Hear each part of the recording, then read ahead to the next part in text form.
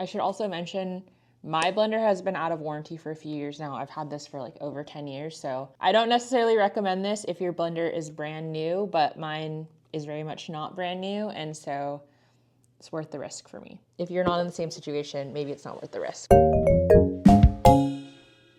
So the other day when I was cleaning, I knocked this Vitamix canister off the counter. Not that hard, but it hit the ground in such a way that the entire blade just popped out, as you can see.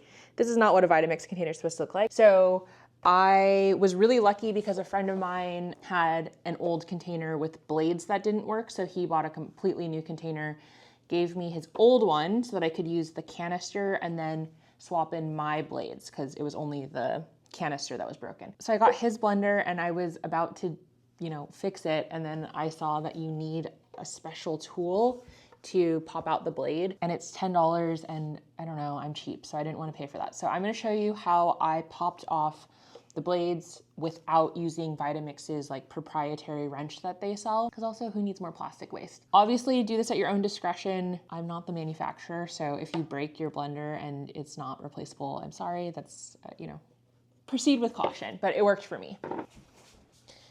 So I have to put the blade on to show you how I took it off, but just to really quickly show you what I ended up with. This was the piece of my blender that broke off and I had the blade like attached in here. This is obviously sharp, so I used a towel just like this.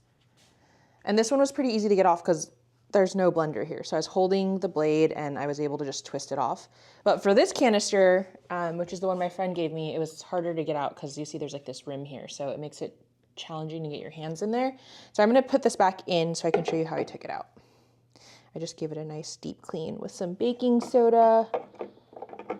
So pop that in. I'm doing this in reverse order. There we go. So to get the blades back in, there's like two flat parts. So you'll just have to line up the flat sides to make sure the blade gets in there and is pushed through. So that's in. Just to be safe, I'll just put my towel in so I don't cut myself. And then all you're gonna do is fit this over, and mine makes like a crunchy noise, but it's totally fine. And you just twist it on. Okay.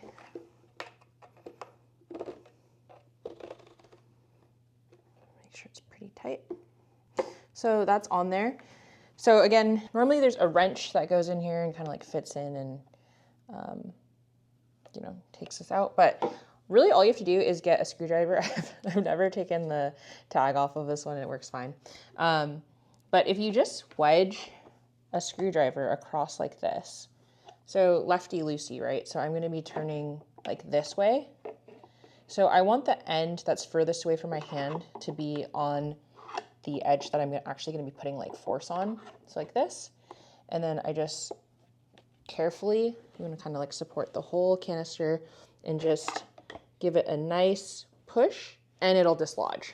And then you can just twist it off with your hands. I guess I am putting pressure on the blade part when I do this, but I don't know, it was really quick.